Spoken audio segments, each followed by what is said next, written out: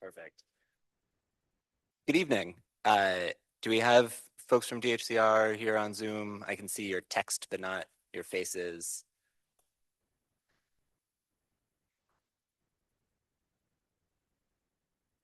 Hi, Peter.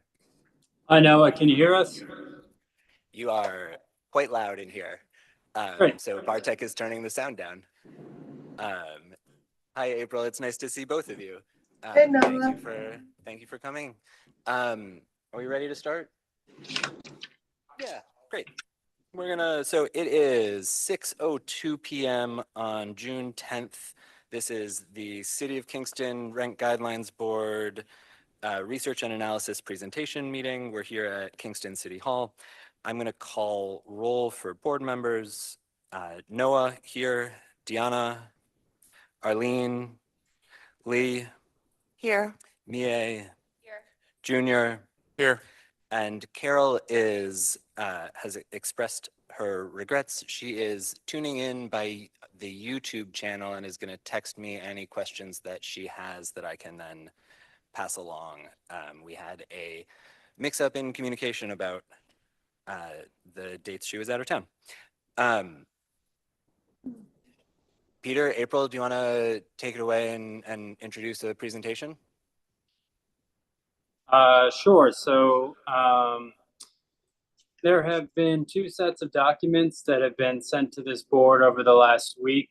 The first set had a bunch of data that wasn't created directly by the Research and Analysis Unit, and the second set would have been sent to this board yesterday. All of these documents have been posted online. So tonight we have arranged for Michael and Julie, who is one of the members of DHCR's Research and Analysis Unit, to provide a presentation where he will go over the data that they collected and have sorted and provided documentation to this board to inform your deliberations. So that's really the introduction. I think Mike is actually on the line. And I know that he probably wants to get to going over his presentation. So I think that's probably the best thing for this board to do at this moment. Perfect. Thank you, Peter, and welcome, Mike. Okay. Good evening. Hi, everybody can hear me? Thanks for joining us. Hey. You're loud and clear. Okay. How's everybody doing tonight? All right. What I'm going to do is I'm going to attempt to share my screen, and let's go through the tabulated data that was sent to the board members a couple days ago. So let me see if I could get this going. Okay. Let me just scroll up. And Mike, so if members of the board have questions, do you want us to interrupt you or wait until the end? Yeah, why don't you let me get through the documents, and then we'll gladly field any questions you guys may have. Perfect. Thank you. Okay. All right. So this is table 1 of the tabulated data that we received this year. You're not sharing your screen. Excuse me. You're not sharing your screen. We can't see it. You're not seeing my screen? We are not. I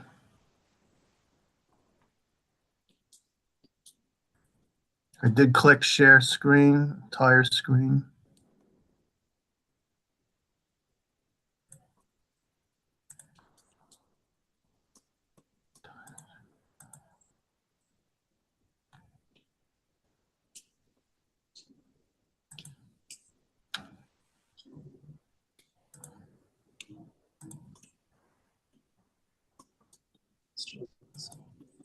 I'm clicking share screen. Are you not seeing the tabulated results in front of you? We are not yet. I apologize.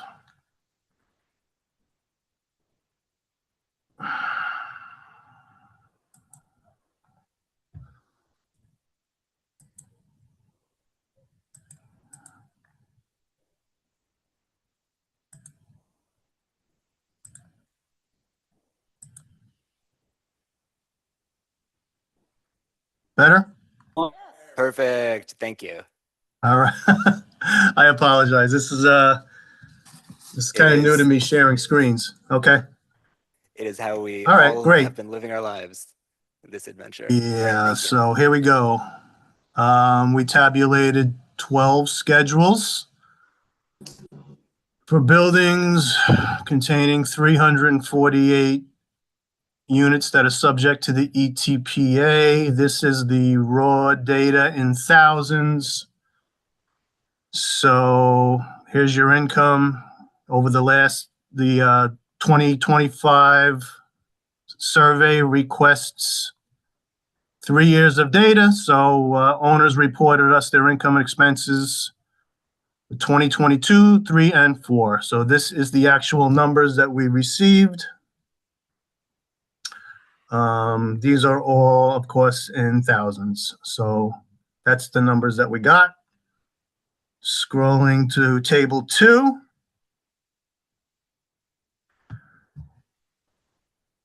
Of course, the 3 years, real estate taxes have garnered the largest share of expenses, with in 2024 accounting for 24.1% of all expenses, followed by interest expenses, which accounted for 23.3%.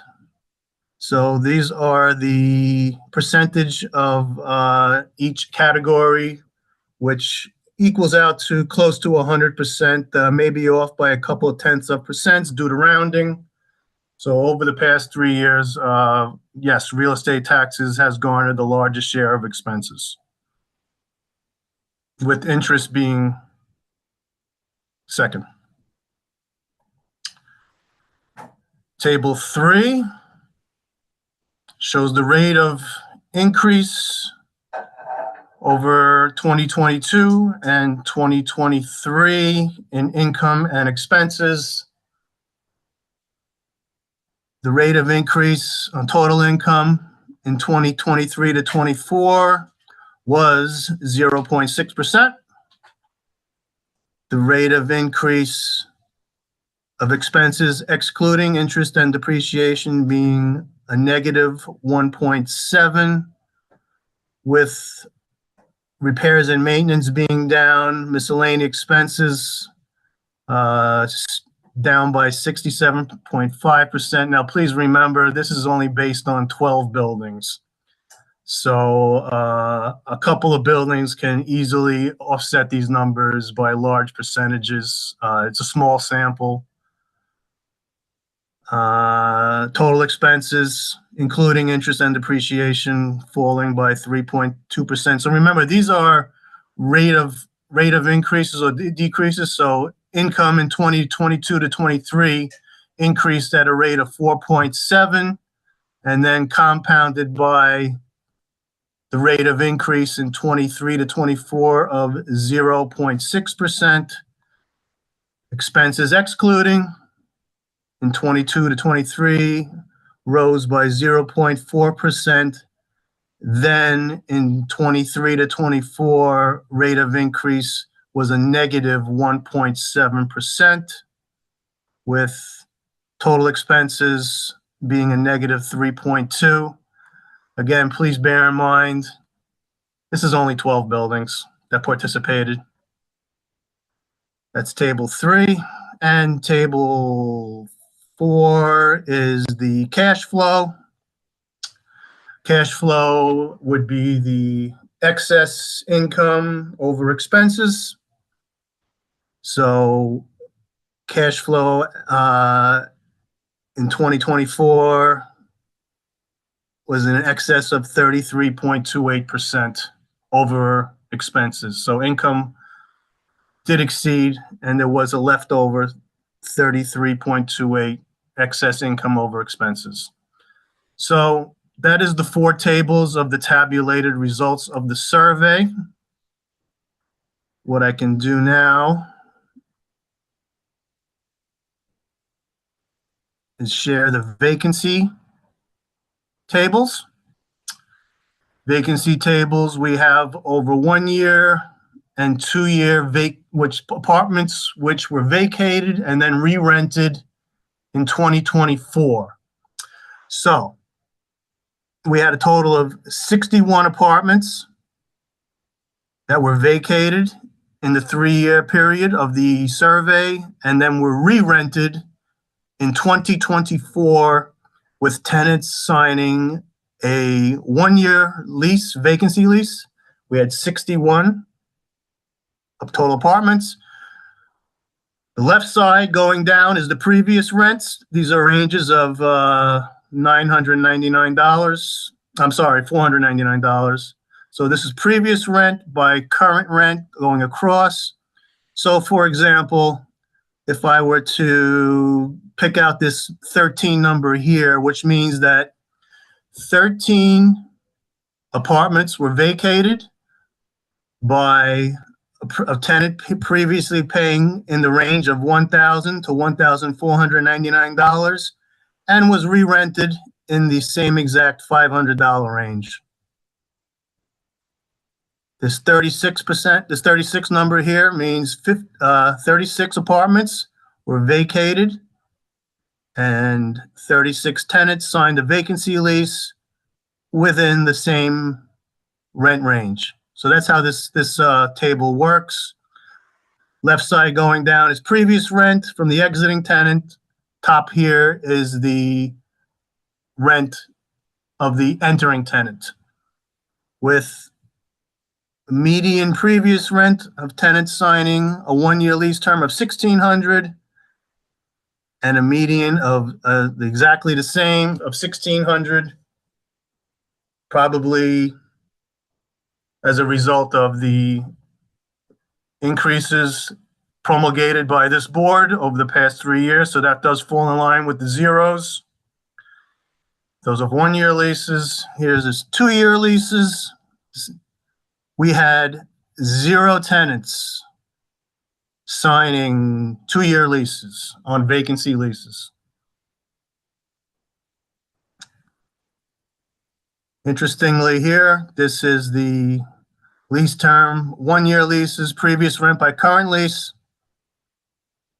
Four apartments reported signing a vacancy lease at a decrease. 57 apartments reported signing a vacancy lease with a rent increase of under 5%, 57, and going across, there's your 61, 57, and 4 is 61. And again, 2-year leases, we had no tenants signing vacancy leases of 2 years. Okay. Here's your cost to income ratio. 2024, excluding interest and depreciation, 50.02. So that's the average of cost to income. You take expenses excluding interest and depreciation and divide it by income, and here is what you get, 50.02%. Been declining over the past 4 years. So that's your cost to income ratio. And then the last document we sent, this is a synopsis of last year's survey to this year's survey. So this year's survey in 2025, we mailed out 25 notices in February to owners of buildings in the city of Kingston that contain rent stabilized units. We received a total of 15 responses. Of those 15, 12 were tabulated, 3 were excluded, 2 being new owners, which could not provide a full 3 years of data. And there was 1 building which was deemed non-comparable.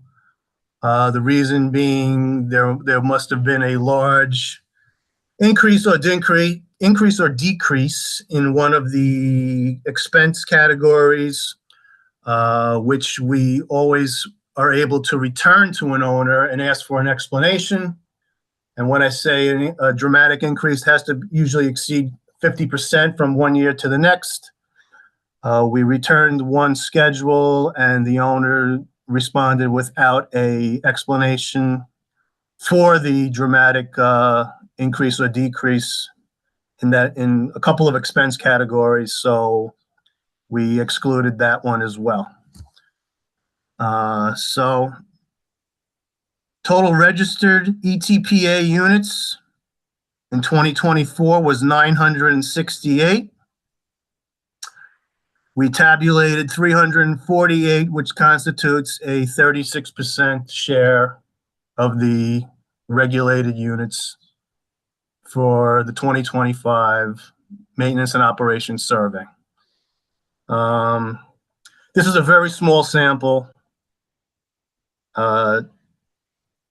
We don't really deem it a very reliable sample as far as a representation of the stabilized housing stock in the city of Kingston, being that we tabulated 12 surveys, mailing out 55 notices. We send out emails, numerous email blasts starting March 1st.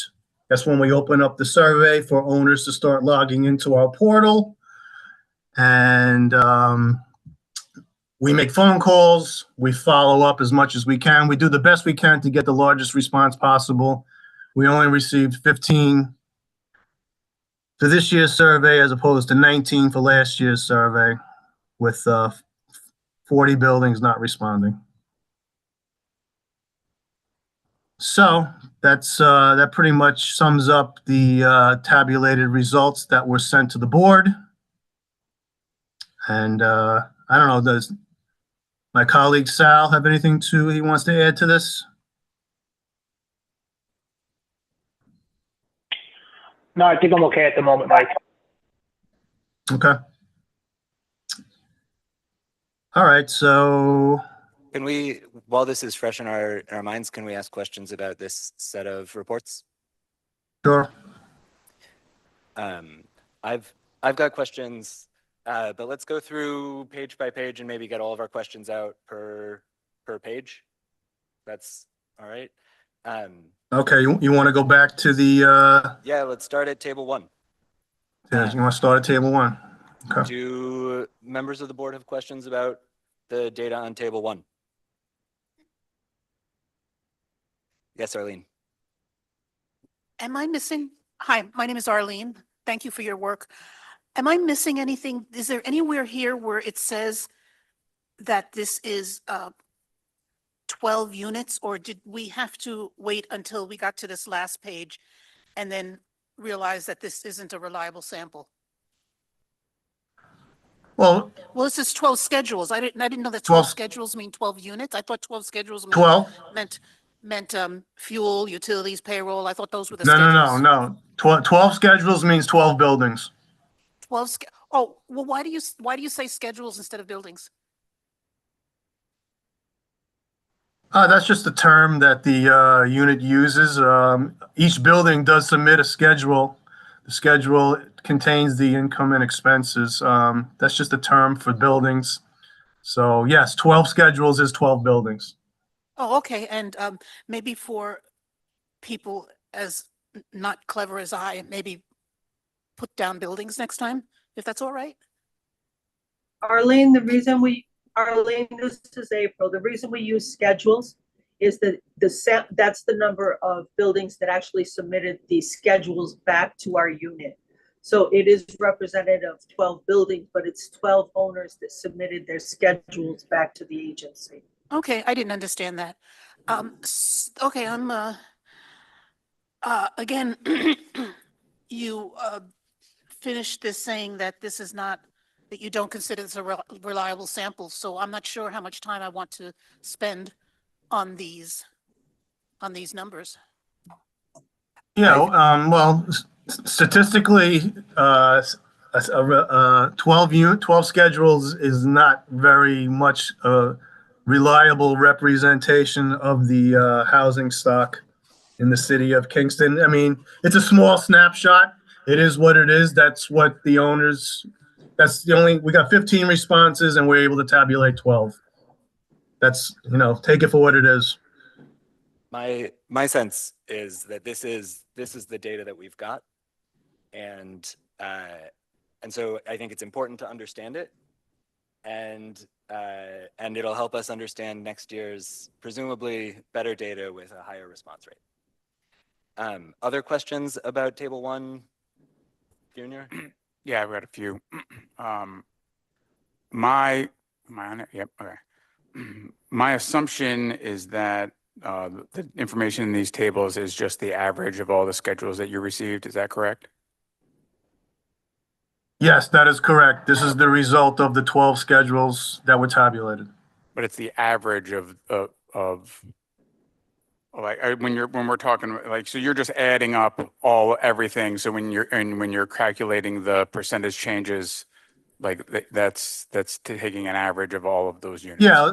Yeah. Yeah. Table 1, these are the actual dollars as reported. And the following tables are the aggregate average of the tabulated 12 buildings. Yes. Yeah. So I'm wondering, no matter the sample size, like that's not necessarily very representative or informing. And is there a way that we can get like the max, min, and median of all of these numbers so that we can understand, get a better idea on the kind of ranges of situations that buildings are facing? I'm going to defer that one to Sal. Sal's the statistics guy. Speaking about median and mean, remember only, it is 12 schedules, 12 buildings. Sal, would you like to talk about that a little bit? Yeah, sure. So I just want to mention that it's not actually an average. It's actually a sum of all the totals, and the sum of all the totals, then, there are percentage change. So technically it's not actually an average. It's actually the actual costs and the actual percentage changes of the total population. But yes, it's a combined total of all the buildings. So, if that's something the board would want to see, I don't know if that's possible. If we give there definitely comes some confidentiality things when it comes to splitting the totals up into individual buildings to see the actual climate of each particular building. But this is the sum of all the totals. Well, I don't think we're looking for anything to specify any individual building, but just to see the range of scenarios that the different buildings are looking at. What do you mean, age of building? No, we see them like Are you looking the maximum numbers in these schedules, like, and compared to the minimum numbers in these schedules. So we see kind of what the range is. I mean, I guess part of that issue is that if those numbers don't match the same building, then, it's like as aggregate, it's really not very useful information, no matter what the sample size is. It really doesn't say much about what, especially with the diverse types of buildings that we have in the city of Kingston, and there's not that many of them. It really is not very informative at all. I'm sorry, I'm not following. Could you explain it a little better? I'm sorry, let's try it again. In the way that this is reported, you could have, 10 buildings that are underwater by every dime that they have, and 2 buildings that make tons of money, and we would never know the difference. Or it could be the other way around. It could be one building that loses everything and a bunch that do fine. We wouldn't know. There's no way for us to know by this information. So I'm just trying to figure out how can we get a better idea on like what is actually happening. I believe that he mentioned that some schedules were eliminated from the sample because they skewed so strongly. Well, because So I in their think that the individual statistical- report, there was more than a 50% change year over year. That doesn't mean if a building has been losing money for years or making tons of money for years, that wouldn't make it, that wouldn't eliminate it from inclusion here. Is that correct? Yeah, that's correct. We don't exclude buildings just because we don't like the numbers that we're seeing. It's just that if there is a significant increase in any category from one year to the next, and we have the ability to return the schedule to the owner, just asking for an explanation, just like, what's going on? What happened? Why did your utilities increase by 75%?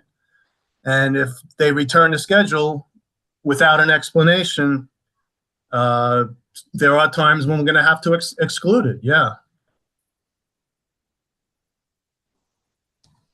Other questions about the data that we've got? I think we will perpetually be paying attention to the limits of what we can do with what's possible, and what we've got tonight is the data that is available. So any other questions about table 1? Yeah, I mean, I guess it kind of applies to all of these tables, but I don't see any type of capital improvement on any of these schedules. Is that not reported, or is that included in repair and maintenance? Like, how do you deal with that, and is that reported at all to you? Yeah, there is a section in the survey which asks if there was an MCI applied for and granted by HCR.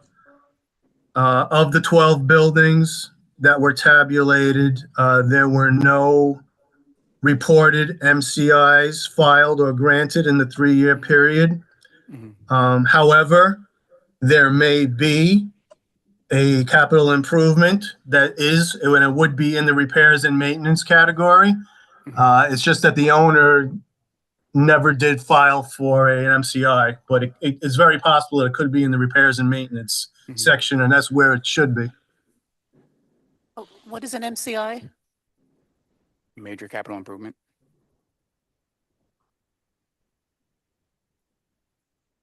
Other questions about table 1? Turning to table 2, Arlene, I'm going to steal your thunder and ask the question that you called me to ask this morning, which is, fuel expenses went down over the course of these 3 years. Is that, does that match the, fuel rates in general? Like, why did fuel expenses go down in these buildings over these years? It's very possible. Price of energy has dropped over the past couple of years. Price of oil is going down. So going to table 3, fuel expenses have decreased in 2022 to 2023 and 2023 to 2024. That could be a direct result from pandemic levels when oil and gas bottomed out and then rose dramatically the following year or two, and then have started to stabilize a little bit, if that makes sense. Other questions about tables 2 and 3?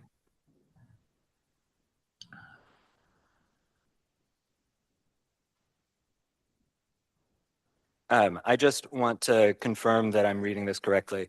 Looking at table 3, I'm seeing income go up a little bit less than 5% between 2022 to 2023, and then stay flat but go up a little bit into 2024. And I'm seeing expenses excluding interest and depreciation, because interest and depreciation are really about how you financed your building. Expenses increased a little bit between 2022 and 2023, and then actually decreased in the reporting that we've got from the buildings that answered the survey by 1.7% between 2023 and 2024. So I'm seeing negative 1.7% change in the expenses of buildings that reported in Kingston, which contrasts with the report that you shared from the New York City Rent Guidelines Board, where where expenses for building owners seemed like they went up across the board. Am I reading that right? That Kingston owners who reported and who answered this survey experienced a modest decrease in their expenses in contrast to the New York City report that showed an expectation of meaningful increases across the board? Yes, you are reading that correct. Yes, the rate of increase in expenses in 2022 to 2023 was a positive 0.4, and then the rate dropped from 23 to 24 by a minus 1.7. Again, this is only 12 buildings. Interest dropping by 8.5%. Could be possibly as interest rates have been dropping over the past 24 months or so. But yes, you are reading that correct, yes. Thank you, I appreciate that. Other questions about tables 2 and 3? Yeah, in income, there's both miscellaneous and non-residential income, and I'm curious to know what type of things are categories in those. What do you stick in those Yeah, buckets? okay.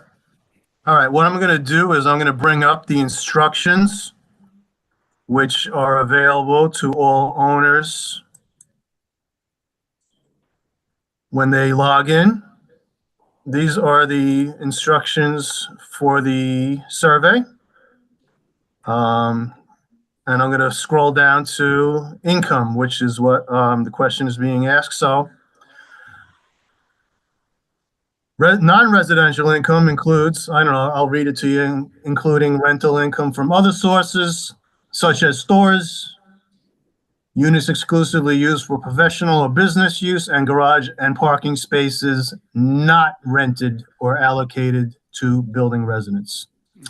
Miscellaneous income, washing machines, laundry equipment, sign rentals, key sales, master television antennas, cell towers, etc., commissions, interest earned on balances,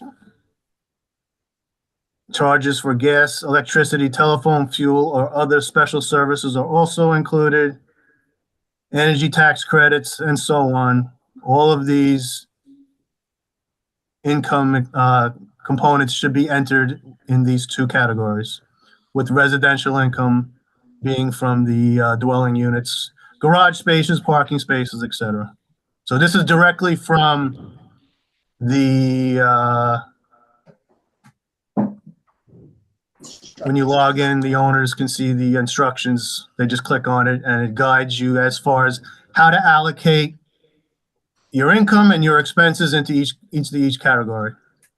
Could you send that document to the board? Yes, sure. Thank you. I could do that after the meeting. Other questions on tables 2 and 3? Turning to table 4, I just wanted to check in this set of expenses, right? So we've got the income, then we've got the expenses excluding depreciation, gives us the cash flow, right? Which is the money's come in, cash has come in, cash has gone out. What's left is the cash remaining. This is including interest expense, is that right? Yes, this is including interest, just Right, so- less depreciation. Right. So this is right, actual cash, which includes, some right, the interest expense that buildings have is gonna depend on how they've financed their building. So it gives us less of a clear operating picture, but it does give us a like lived experience picture of the cash flow of owners. I appreciate that. Thank you. Just wanted to confirm. Any other questions about table 4? Turning to these renewal leases, or sorry, vacancy leases. What buildings are represented in this tabulation? Is this the same buildings that are answering the survey, or is this from different data? Same buildings that are answering the survey. So there were 61 vacancies over the course of these 2 years in the buildings, in the 12 buildings represented in the survey. Yes, that's signed 1-year vacancy lease. Yep. Yep. I'm looking at this tabulation, and I'm seeing for the 1 year, looking at 1 year vacancy lease. I'm looking at the first table of this report, and I'm seeing, for the most part, I'm seeing that the category of rent from the previous rent to the new rent, it's staying in the same bucket, right? So a unit that had been rented between 1,000 and 14.99 is rented again to the next tenant at 1,000 to 14.99. And that's true in all of these categories, except for these 2 units, which were rented at 1,500 to 19.99 was the previous rent, and then the renewal rent was 1,000 to 14.99. Oh, I think I've figured it out now that I've said it out loud. Those are the 2 units that saw a decrease in their rent upon renewal, right? Which that's 2 of the 4. So it stayed in the same category. The other 2 could have been re-rented at a decrease, but it didn't fall into the next category over. It might have been a $20, $30, $40 drop, $100 drop.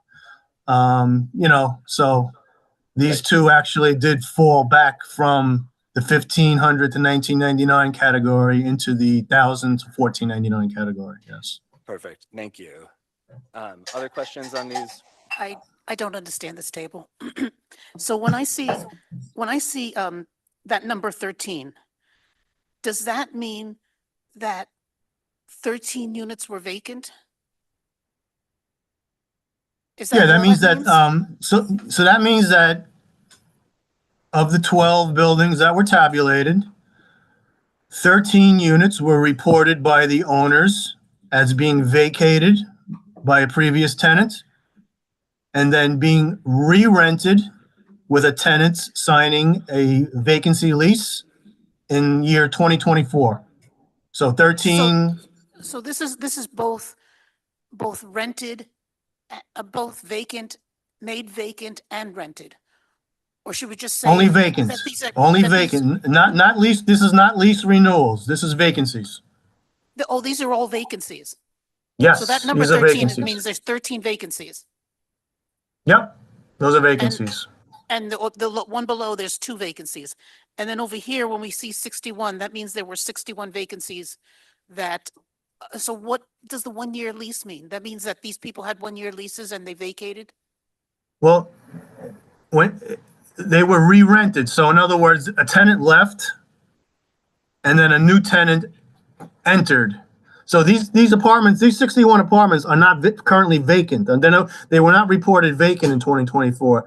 They were vacated in the last 3 years and with 61 tenants signing 1-year new leases, vacancy leases. So they're not currently vacant. No, these are occupied units.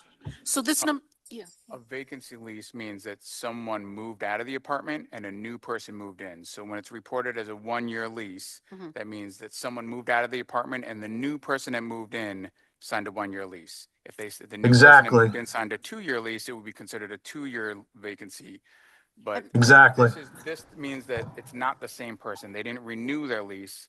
That's the only thing. That's why that's listed as vacancy. but then how how is it surmised by these conversations that the rents either stayed the same or went was lower or was higher? Well, it's a rent range, you know, it's a So $500 range.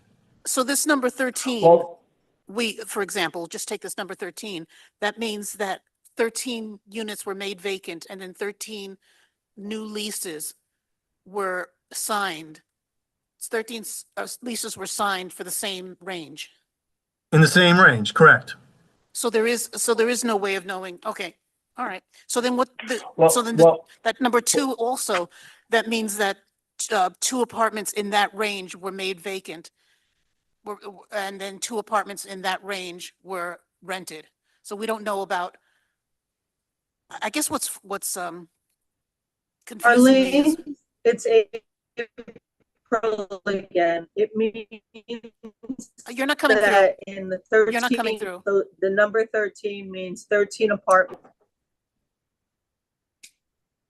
13 apartments, 13 tenants or tenants and their families moved out of apartments. I'm sorry, Those apartments April, you're were not coming through. re-rented.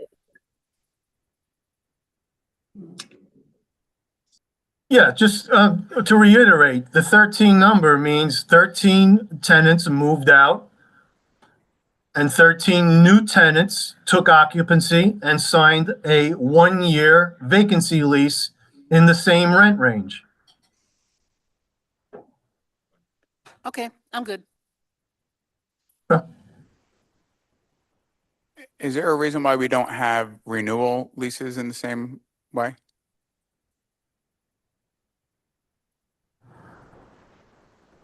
Well, renewals, that would be a lot bigger number. Tenants renew their leases every year, so it would be hundreds and hundreds and hundreds. I mean, if we did this in Westchester County, we'd have, tens of thousands of apartments. So these tables are set up for all 4 counties exactly identical. So I think the boards, ETPA boards over the years wanted to see the rent change upon vacancy, especially before the passage of the Housing Tenant Stability Act of 2019, which eliminated the 20% vacancy allowance, Mm-hmm. which was before I think Kingston even joined ETPA. But Mm-hmm. Are we okay moving on to the cost to income ratios? What did you say? Are we okay moving on to the cost to income ratios? So looking at these figures, I am again, Mike, I'm hoping that you will confirm that I'm reading these correctly. This to me looks like, looking at the right-hand side, it looks like the profitability of the buildings that answered this survey in aggregate has increased each year from 2021 to 2022 to 2023 to 2024, right? As each year, there is a smaller proportion of the cost or of the income of the building is required for the operation of the building, which increases the profitability. And then looking at it, including interest and depreciation, we see the same trend of increasing profitability in the buildings that answered this survey over the last 4 years. Is that correct? Am I reading that right? yes. And just because we are relatively new to this, can you give us what are the comparable cost to income ratios in, for instance, Westchester County, and what direction has Westchester seen a similar direction in increasing profitability in buildings, or is this different than the other counties? And what are the ballpark cost to income ratios in the other jurisdictions? I believe in Westchester, the cost to income ratio has been pretty static throughout the years. Sal, would you be able to chime in on Westchester? I don't know. If you give me a couple minutes, I could give you.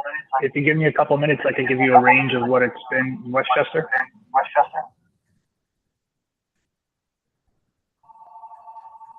Would it be appropriate, Noah? I looked up what cost to income is and I wrote it down. Would that be appropriate? Yeah, Okay. please. The amount of cost to generate a certain level of income, total operating expenses compared to its total income. Lower lower cost to income ratio generally indicates greater operational efficiency and profitability. This is because a lower ratio means the company is spending less to generate the same level of income, suggesting better cost management and potentially higher profits, typically calculated by dividing total operating expenses by total income and multiplying by 100 to express it as a percentage. We should do that at every meeting because we will all need that reminder. Thank you, Arlene. That's super helpful.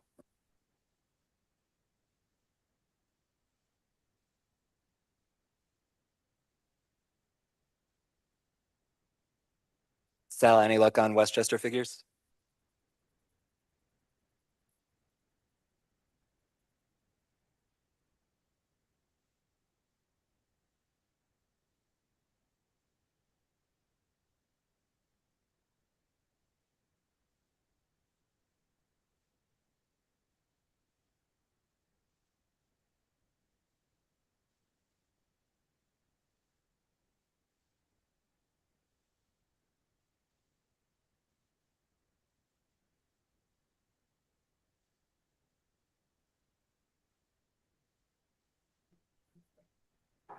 And while we're Well, while Sal's okay, while Sal's while- looking that up, you Yeah, want to move on?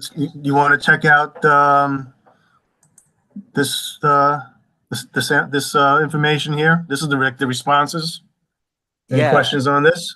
So I want to preview a question that I'm hoping maybe Sal can also find out an answer to, which is what's the response rate in other jurisdictions? Like, is this response rate similar to Westchester, different from Westchester? Or like, should we be comparing ourselves to a different county? I just am naming the one county that I remember the name of. So we can put a pin in that. The other question that I have about this response rate is it looks to me like this is saying that the total registered ETPA units in 2024 was 1,147, and the total registered ETPA units in 2025 was 963. And I wanted to know what that represents. Why has that decreased? And are these numbers the number of units subject to ETPA? Are these the number of units that that have filled out a registration form? Like, what does this mean? What does this number mean, and why did it change? Okay, so the 2020, this is the 2024 survey, which was representative of the 2023 registrations. Okay, so in 2023, we had 1,147 units subject to the ETPA registered.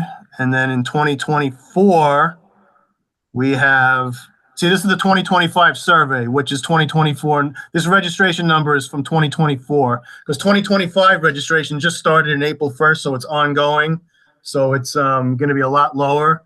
So this number here, 963, represents, we have a total of, this is from, I was able to obtain this registration data from from the registration unit a couple of days ago, which indicated that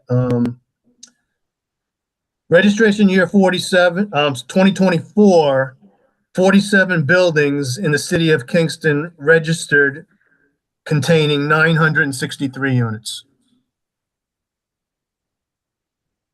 And so this is the number of buildings that submitted their registration, or the number of units in the buildings that submitted their registration, not necessarily the number of units that are covered by ETPA because there may be buildings that are not compliant with their responsibility to register annually.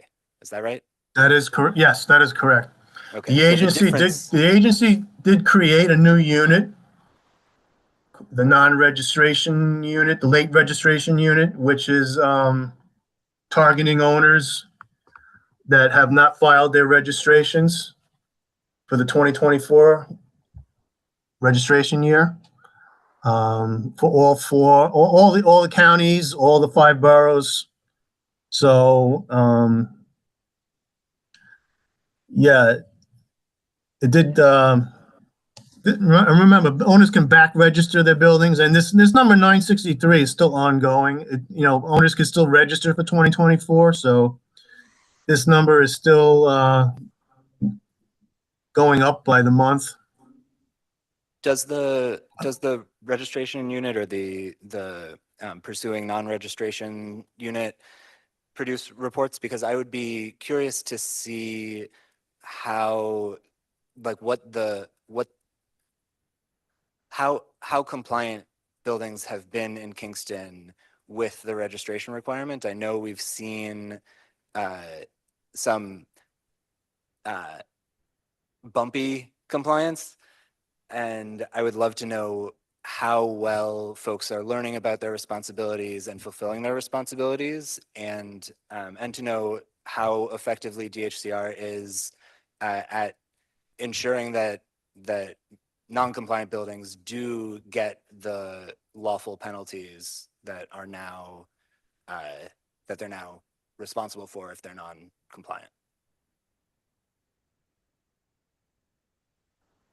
So sorry, I'm going to defer does to the registration council. unit make any reports? Because I would love to see those reports. I'm going to defer to council on that one. Maybe Peter could chime in.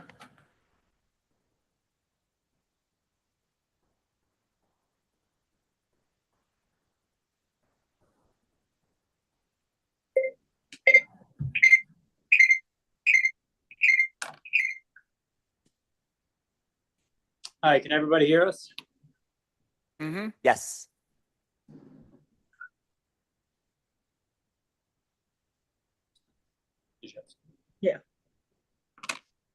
So, Noah, I know you sent us a question earlier. Maybe it was sometime in the last couple of days. So I just want to let you know that in Kingston, 51 buildings covering 921 apartments complied with their initial registration. 2 buildings covering 9 apartments did not. 3 buildings claiming exemption are still pending, and 8 buildings were found not to be subject to ETPA. So those 8 buildings are no longer counted as buildings that would be subject to rent regulation.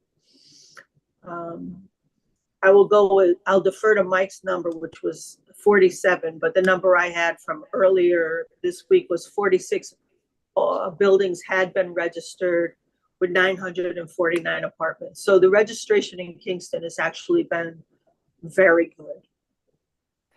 Can you send us that in writing, because I just can't Sure. make notes that quickly. Hey, Yep. April. Yep. While we're on the topic, HCR's building search lists 57 buildings. What is the difference between those two numbers? Well, 57 is probably the number that Kingston initially started out with. And there's been a lot of questions about which buildings are or not subject. So you said 51, 57? 8 buildings were found not to be subject. So somewhere in there's an extra building that somehow got regulated along the way. Okay, so what's on the HCR's website is just out of date.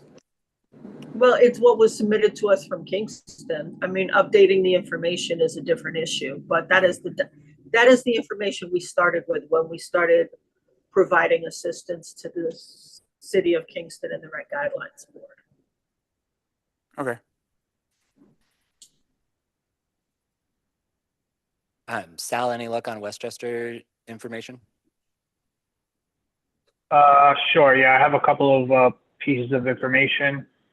So regarding the survey submissions, we do receive about 25 to 28% of the building population from Westchester. But when it comes to the actual unit size, we do get, depending on the year, from about 48 to 51 or 2% of the unit population. That's because Westchester is quite a large county with 1,500 plus buildings, and quite a bit of those are only 6-unit buildings. So even though we're only obtaining, 25 to 30% of the tabulated buildings, when it comes to looking at the entire ETPA unit population, we're garnering closer to 50%. And when it comes to Nassau County, we are at about the 38 to 42% range in buildings. And when it comes to unit count population, it's closer to around the same thing, actually, 37 to 38, well, 35 to 38% on a regular basis. And regarding the cost to income ratio, over the past 3 years, Westchester County, when including interest and depreciation on the cost to income ratio, the number has been steady at the 83% mark. And when it comes to excluding interest and depreciation for Westchester County for the past 3 years, it's been pretty steady at 64%. So Kingston buildings, just looking at the comparing the buildings that responded to the Westchester surveys over the last couple of years and the buildings that responded to the Kingston survey, Kingston buildings are meaningfully more profitable, right? Like with 10 or 11% percentage points lower cost to income ratios, including interest and depreciation, and a full 14% lower cost to income ratio excluding interest and depreciation. Is that right? Yes. Yes, based on the survey results and the owners who submitted, that's correct. Right. Which, like, we understand the limits of the data we've got, but we also understand that it's the data we've got. Yes. Thank you. Other questions on this set of data before we let Mike move on to the next set of things? Yeah. Do you have some? I was wondering if there are any consequences to not answering the questions. When you say answering the questions, you mean not filing the survey? Yes. No, there's not. Actually, we get phone calls a lot. Owners asking us, do I have to file this? Do I have to? And we just say, look, you're required by the board to file. That's usually our standard answer. You are required to file as by the Rent Guidelines Board. Also, we do make a point to tell the owners that it's in the best interest of the owners to file the survey submission, because ultimately that's going to result in the guideline to a degree. So it's really in the best interest of owners to file the survey submission to show the cost and income of the property, so then they can receive a fair and equitable guideline. We've got our colleague who is watching on Zoom, Carol, wants to know if Stony Run is included in this, the annual income and expense survey data.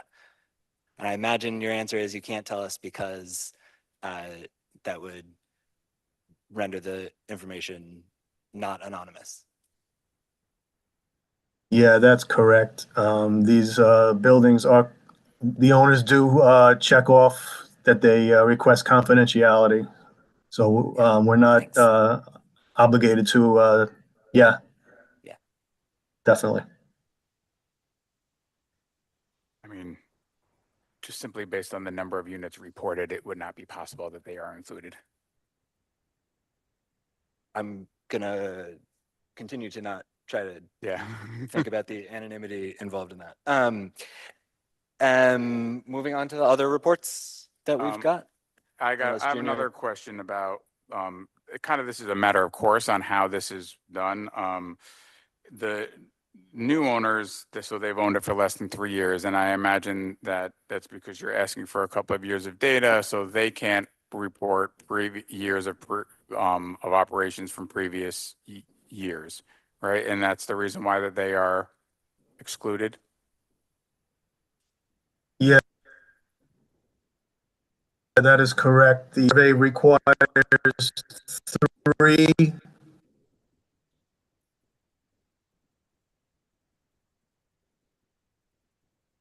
Did we lose them?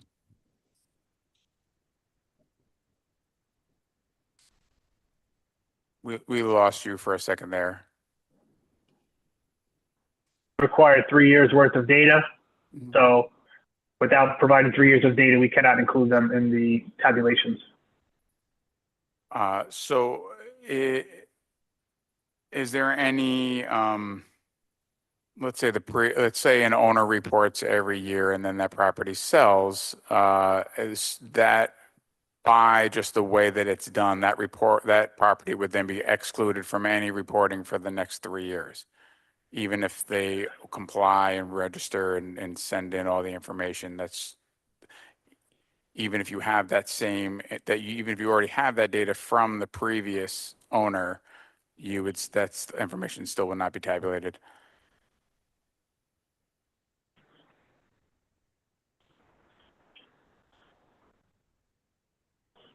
Mike, I just want to let you know we can't hear you even though you're talking, so I'm going to take it.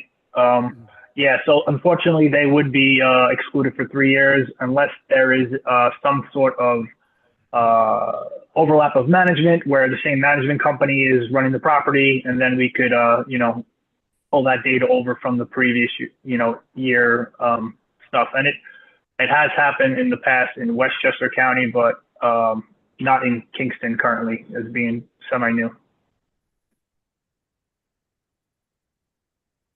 Another question from our colleague who's away. If a building is contesting their designation, then are they included in these figures or are they excluded from these figures? Presumably she means excluding their status as an ETPA regulated building. I can't speak directly if any of those properties that are contesting it are included, but I would pretty much assume that if a property was contesting their position as being rent regulated, they probably wouldn't be following the survey. Thanks. Other questions, or can we move on? What are you asking questions about, the numbers or general questions? This set of tabulated data before we move on to the sharing the New York City and the next part of Mike's report. Okay, Mike, thank you so much for your patience with our interruption. Please continue with the next set of reports that you've shared with us.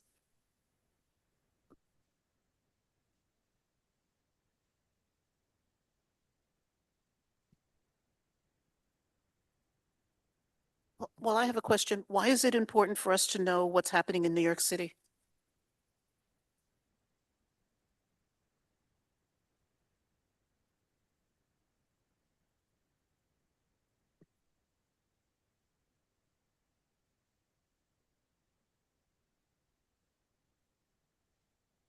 So, Mike, we still can't hear you.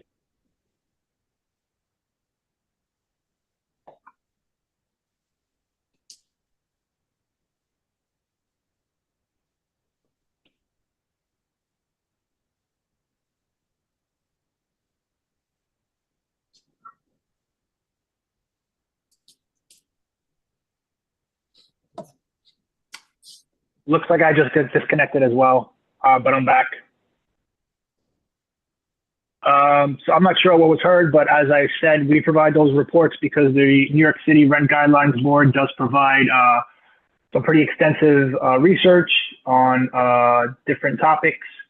So we provide that just for some background information on the whole rent guidelines process. So we won't really go into a report or presentation about that. We provide some, just like we said, additional documents, including the Bureau of Labor Statistics CPI, the POC, which is the Price Index of Operating Costs from the New York City Rent Guidelines Board, and then I believe a CPI for New York and New Jersey area. It's actually kind of the tri-state area.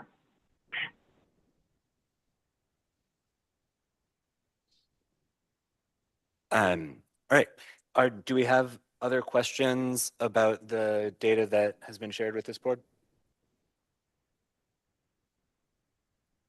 I wanted to flag that I've sent a couple of questions at the end of last week, and Junior sent some questions yesterday, today, This morning, yeah. this morning. This morning.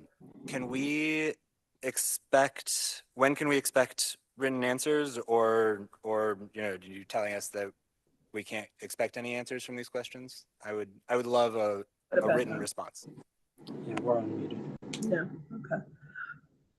I can send back the answers probably tomorrow morning, but as to Anthony's questions from August 2022 to May 31st of this year, there have only been 21 decreased services complaints filed by a tenant, any tenant in Kingston.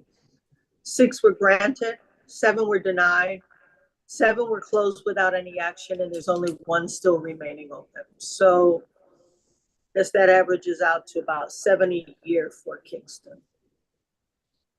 That was maintenance, right? What you call it maintenance, we call it decrease in service complaints. Oh, Yes. okay, all right. Yeah, the application the tenant files is actually called a decrease in service complaint. Mhm.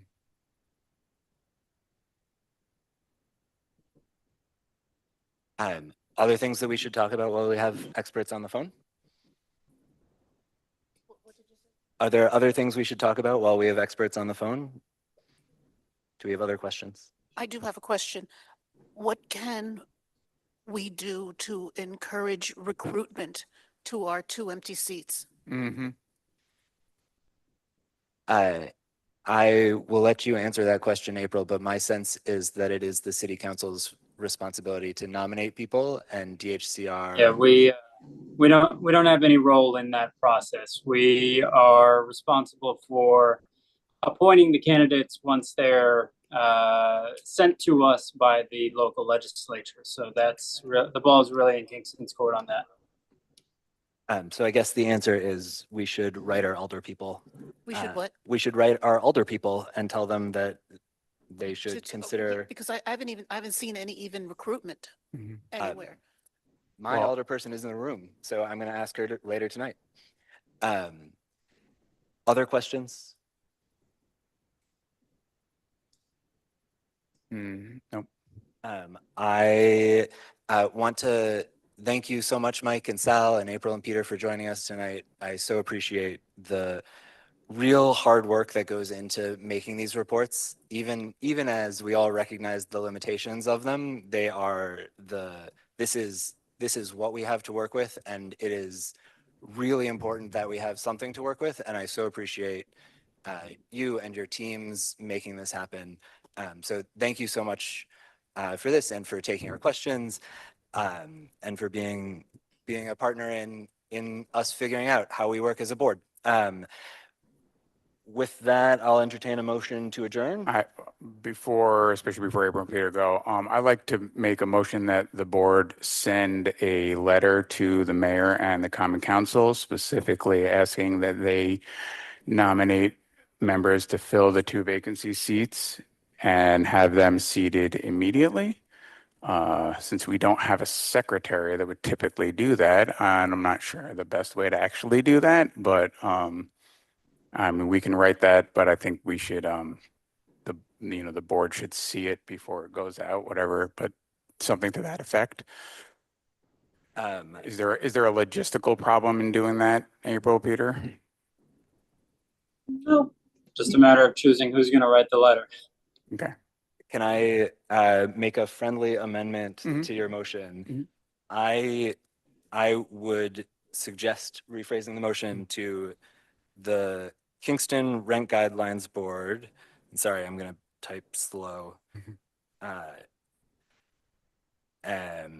Instructs the chair to send a letter to Kingston Mayor Steve Noble and the Common Council requesting prompt nomination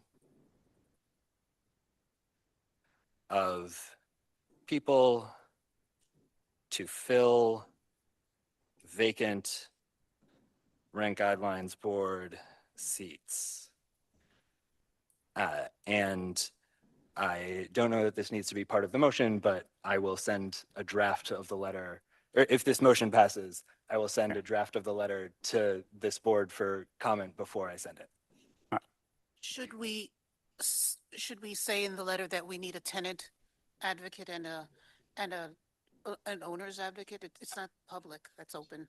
I think that it's implicit that those are the empty seats. Mhm. So I think we can let the council do its work Mhm. and just say to the council, please do your work.